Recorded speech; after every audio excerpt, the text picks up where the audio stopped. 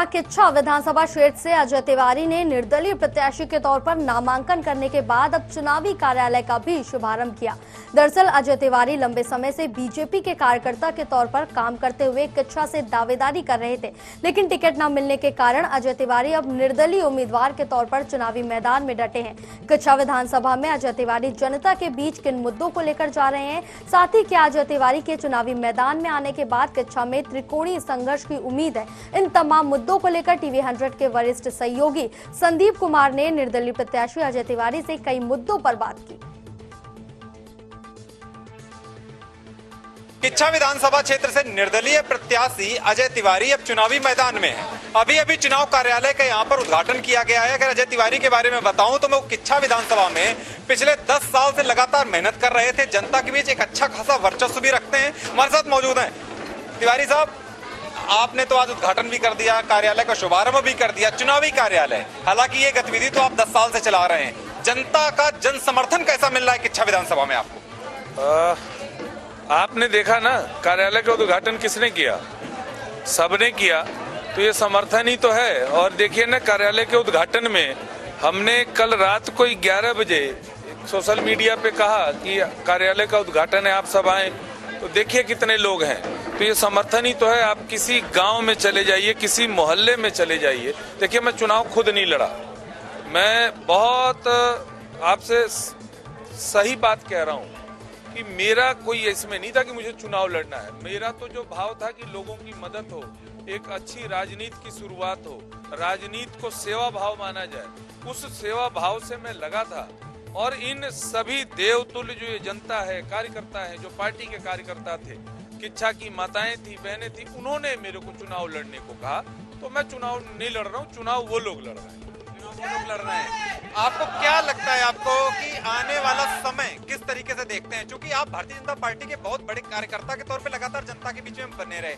आज टिकट नहीं है, आज अजय तिवारी निर्दलीय चुनाव लड़ रहे हैं, इसका कितना फर्क पड़ेगा? कोई फर्क नहीं पड़ेगा।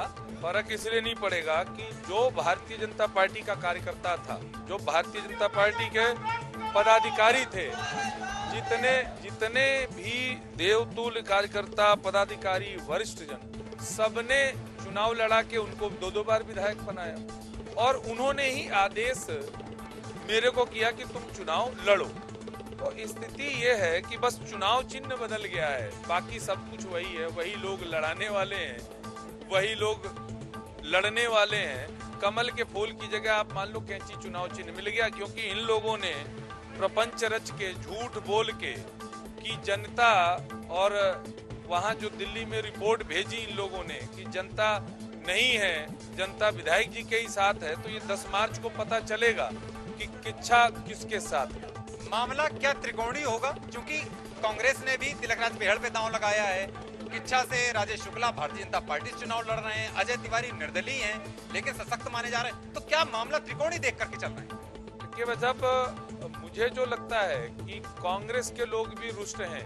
कांग्रेस भी, भाई बेहड़ जी को भी यहाँ 10 साल 15 साल लोगों ने देखा, और कांग्रेस में भी बहुत से दावेदार थे। देखिए, रूठना मनाना एक अलग बात है। और भाजपा के लोग भी, तो पूरी किच्छा विधानसभा की जनता, एक एक बच्चा, एक एक बुजुर्ग, एक एक माताएं बहनें, सबकी इच्छा थी कि कोई नया प्रत्याशी आए।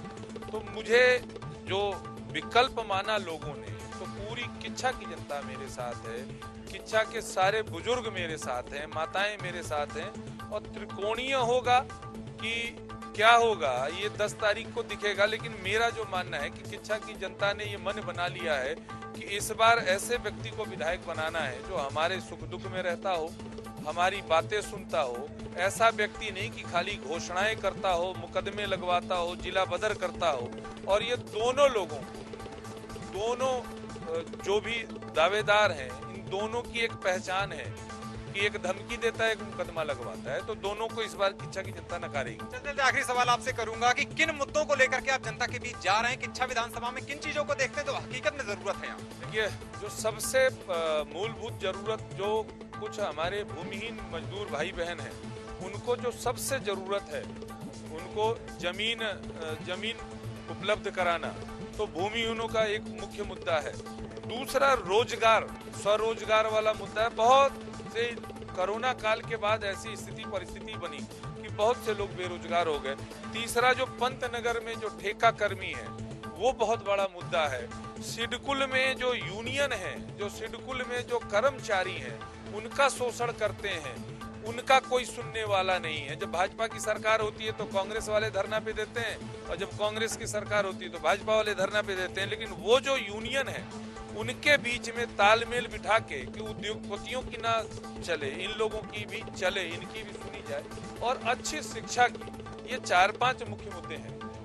किच्छा विधानसभा से निर्दलीय प्रत्याशी के तौर पर अजय तिवारी मैदान में दमखम से डटे हुए हैं। आने वाला समय ये तय करेगा कि किच्छा की जनता किस पर कितना भरोसा जताती है। अपने सहयोगी विकास के साथ मैं संदीप कुमार, टीवी 100 किच्छा विधानसभा क्षेत्र।